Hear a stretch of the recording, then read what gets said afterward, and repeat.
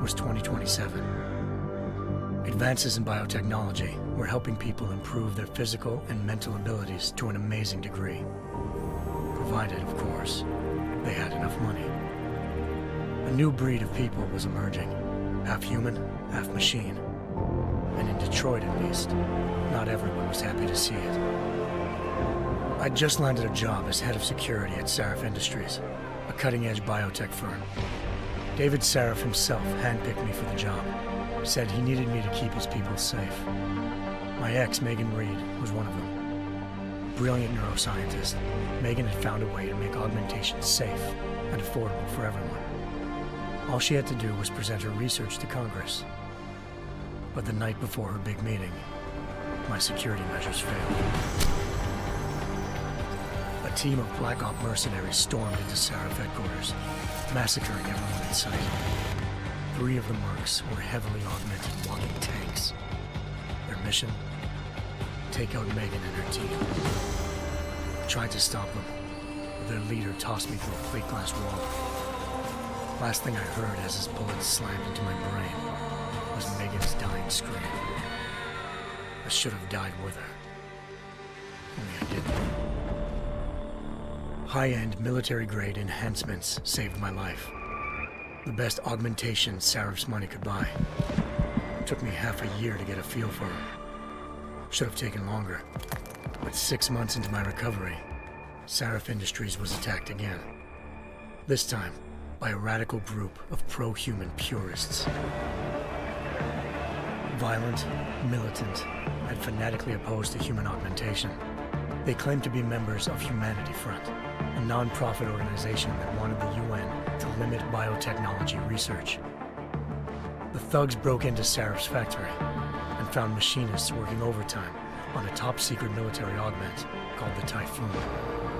Sarif sent me to retrieve it, and when I did, I found one of the so-called purists next to it, wired with cerebral implants, trying to download its classified specs. Obviously, something more was going on. The AUG killed himself before I could question him. Sarif ordered me to dig deeper, so with the help of Frank Pritchard, Sarif's head of cybersecurity, I did.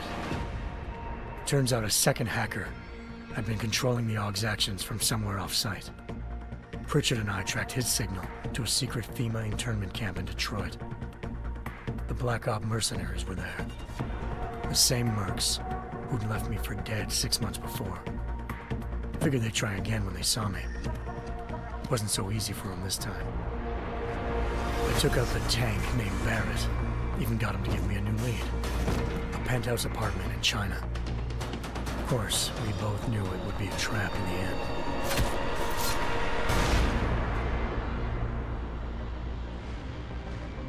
Hengsha Island, China. Home to a city so crowded, they had to build a second city on top of it. Trying to find clues in Hengsha wouldn't be easy. Lucky for me, I wasn't alone. Farida Malik, Sarif Industries' ace pilot, had lived in Hengsha before. A good person to have on your side. She knew enough about the place to get me around. Malik dropped me in the lower city, close to the penthouse Barrett had told me about. Bell Tower Associates, a private security firm under contract to the Chinese government, had agents tossing the suite when I arrived. Just not for the reason I'd been expecting. Turns out the man who lived there was a criminal hacker named Van Bruggen. The same hacker who'd been remotely controlling the AUG in Sarif's factory. Van Bruggen's panicked decision to force the man to commit suicide had been a mistake. Now his mercenary partners were gunning for him, and I needed to find him before they did. Locating Van Bruggen meant playing nice with the Triads, Hengsha's organized crime lords. They had the hacker holed up inside a low-rent capsule hotel. By the time I found him, Van Bruggen had no qualms giving up the woman who hired him. Zhao Yunru, president of the Taiyang Medical Corporation. According to Van Bruggen, Zhao wanted to monopolize the augmentation industry and had hired Black Op mercenaries to destabilize her competition. Sarif Industries was at the top of her list. To prove this, I needed to get inside TYM and grab a surveillance hologram off a server. I suspected Van Bruggen was hiding something when he told me this, but nothing could have prepared me for what I saw. Megan wasn't dead. She and her 4 best researchers had been kidnapped, spirited away somewhere while their kidnappers made it look like they were dead. Desperate to learn more, I confronted Zhao in her penthouse. She claimed to be a pawn in a bigger plan, and hinted at a group so powerful it controlled global interests at a whim. Then she slipped into a panic room and hit the alarm, forcing me to make a very quick exit. I figured Zhao was lying, but part of her confession made sense. David Sarif had been worried about his people. So worried, he'd required all of them to have subdermal locator devices surgically implanted. The GPLs would have been broadcasting the day of the attack. But Zhao said a single call to Picus, the world's leader in global 24-hour satellite news, had turned those signals off. I needed to fly to Picus headquarters in Montreal if I wanted to learn more.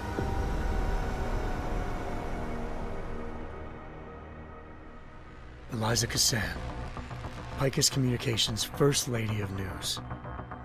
Malik thought I was reaching when I told her Eliza was involved in this. The world's most famous news anchor, working with a mercenary hit squad. But when I confronted Cassan in her office, she freely admitted to jamming Detroit's satellites the night Megan's team had been taken. Said she's just been following her commands. I suspected she wanted to say more. But Black Op mercenaries showed up looking to shut us both down. And just like that, the Eliza I'd been talking to disappeared. The mercs were led by an augmented killer I crossed paths with twice before, Fedorova, a woman who'd made silence her best friend. She waited for me to track Eliza's transmission to a secret server room underneath the Picus complex, then jumped me from behind. A deadly fight ensued. I made sure she never moved silently again. With Fedorova down, and no one left to keep Eliza quiet, she reappeared. Turns out Picus's First Lady of News wasn't a lady at all.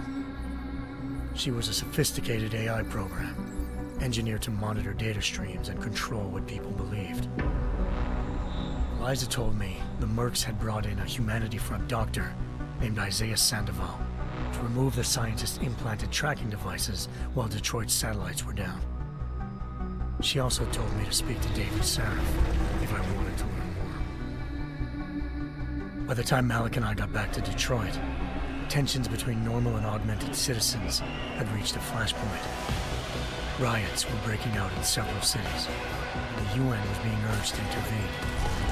Sarif was trying hard to convince Hugh Darrow, the inventor turned philanthropist who'd once been a leading proponent of enhancement technologies, to help stop a possible regulatory vote. Sarif had a lot riding on Darrow. Megan's discovery would have given millions of people the chance to evolve beyond their normal human abilities, and at the same time catapulted Sarif Industries to the top of the Fortune 500. According to Sarif, Megan's kidnappers knew this, and didn't want people evolving unless they controlled how it was done. He called his enemies Illuminati, and urged me to keep searching. Determined to do so, I tracked down Sandoval via America's most outspoken augmentation opponent, Bill Taggart, Sandoval's boss and founder of Humanity Front. Sandoval admitted to operating on Megan's team when I confronted him, but said he hadn't removed their GPLs. He'd merely switched them to a different frequency. Pritchard was able to trace one of the signals to China. Malik and I immediately took off in pursuit. Unfortunately, the Illuminati were one step ahead.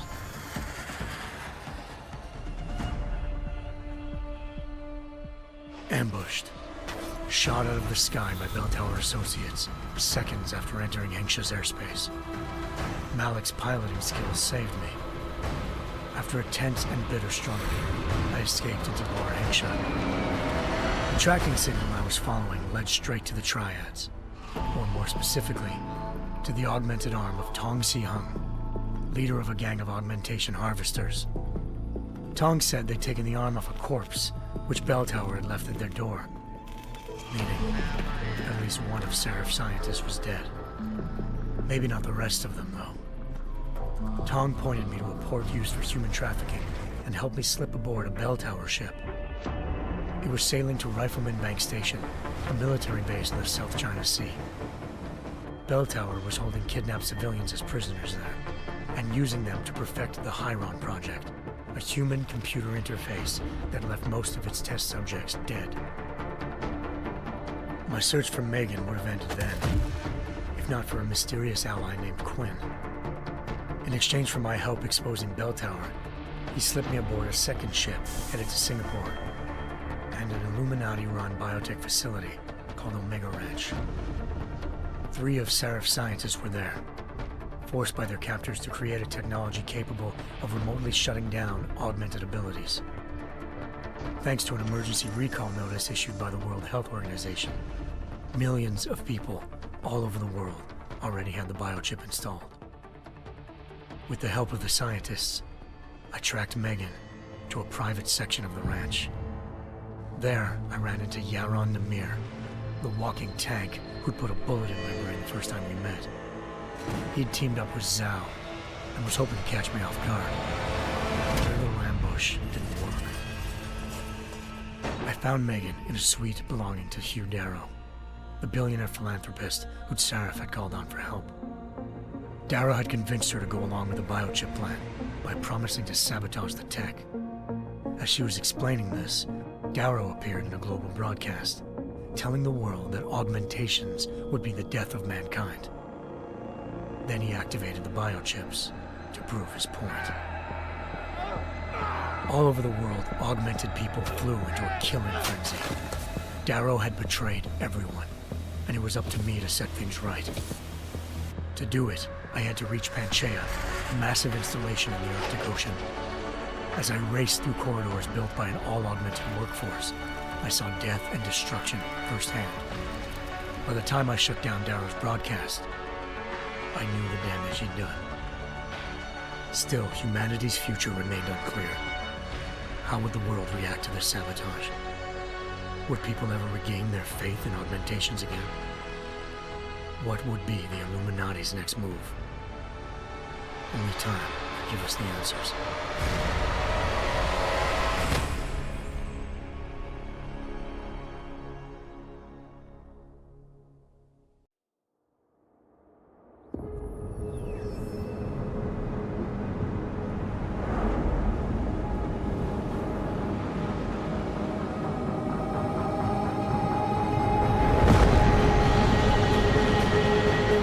I once thought I could save the world.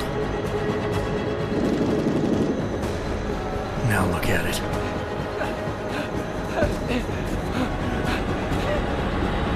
In yet another augmented terror attack, 251 passengers aboard Sister Airlines Flight 451 were killed when an augmented passenger broke into the plane's cockpit and ruthlessly butchered its flight crew.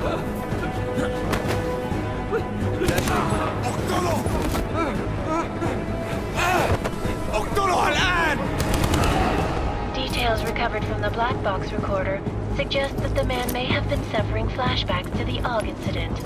That horrible day 2 years ago when augmented people all over the world flew into a psychotic killing spree, causing the greatest loss of life in recent history. Sometimes, you just have to let go and embrace what you've become.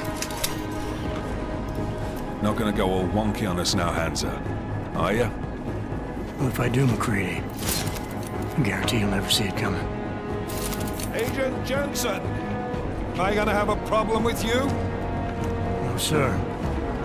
No reason to assume you would. Good, because you are the only augmented operative on this team, and I intend to make good use of you. Listen up, all of you. We got a sandstorm barreling down our arse and we can't afford to make mistakes. We're going after this man, an arms dealer named Shepard. He's ex-Bell Tower, one of the Special Forces commanders who disappeared during the incident. And he's come out of hiding. That cannot be good. It's not. He's selling weapons and military-grade augments to terrorists. This is Aran Singh, the undercover agent who lured Shepard out of his hole. Best you see Interpol's got. For 3 years he's worked hard to get in tight with the Jinn, an Iraqi smuggling cartel that's infected the Eastern Hemisphere like a plague. Last week, our arms dealer sent a message to the Jinn, offering to sell them a shitload of black market merchandise dirt cheap. They told Singh to handle the buy. They're not gonna like it when Interpol disrupts their party. Sing's cover really that good? It is right now. We need to keep it that way. This is where the deal's going down. A half-finished high-rise hotel that's been abandoned ever since the incident. It's not a pretty picture inside. Let me guess. Most of the laborers were augmented with heavy-duty industrial rigs. So when the incident hit, and they all went schizo, things got gruesome real fast. And no one, except for some homeless junkies, have been inside the place ever since. So what's the plan, Director? Singh's meeting Shepard on the ground floor, inside the hotel's main atrium. He sent the bulk of his Jinn crew to the penthouse levels to secure a vantage point. I want McCready's team to take up positions overlooking the atrium and make the arrest. Jensen, you're going in solo from the roof. My objectives? Keep the Jinn from joining the party. As far as we can tell, only one route connects the atrium to the penthouse level, a halfway decent elevator shaft. Here. I want you to block access to it. Fine. Just cut me loose. Do you plan on relying solely on your augments for this one?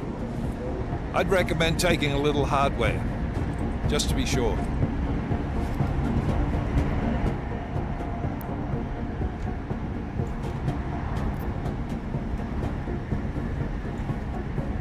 I'm not leaving my 6 exposed. Give me something lethal. Your call, but Singh's undercover in all this. So watch your fucking sights. What about range?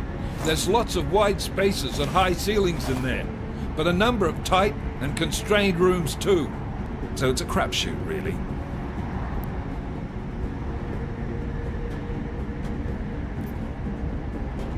Well, I'm not looking to play dice with anyone in there. Give me something with distance. Your call. Less chance of being seen and compromising Singh that way. One last thing, Jensen. Singh said the Jinn are using some sort of portable Wi-Fi device to boost communications. He's got a better chance of maintaining cover if you disable it. I'll keep an eye out for it. But aren't we on the clock here? You said there's a sandstorm moving in. There is, and we got the intel on this mission at the very last minute, so we're scrambling a little. If it comes to it, your number one priority is keeping the Jinn out of that atrium. Copy that. Time to put away your heavy thoughts, gentlemen. We're approaching the target building. You're up first, Jensen. Let's do this. Task Force Actual. This is Knife Leader. Engage Hush drives and descend to Angels 1-5.